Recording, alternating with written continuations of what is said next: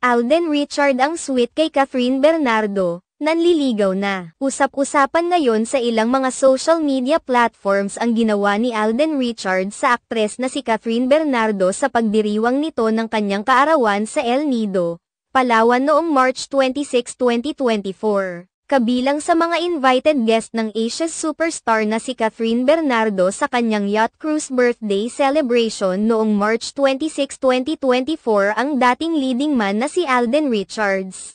Matapos ang kanilang masayang celebration, kumakalat ngayon sa ilang pahayagan ang isyong dumadamoves na umano itong si Alden Richards para sungkitin ang puso ng dalaga. Umaani ngayon ng samot-saring reaksyon mula sa mga netizens ang ibinahaging post ni Lovely Abella kung saan marami ang umiintriga kina Catherine Bernardo at Alden Richards. Bagamat kasama naman sa larawan sina Lovely Abella, Kakay Bautista at Maymay Entrata, hindi pa rin naiwasang kiligin ng marami sa napakalakas na chemistry nina Alden Richards at Catherine Bernardo. Tila naging mini-reunion rin ng pelikulang Hello, Love, Goodbye na pinagbibidahan noon ni Catherine Bernardo at Alden Richards dahil karamihan sa naging bisita ni Catherine sa kanyang 28th birthday ay kasamahan nila sa nasabing pelikula.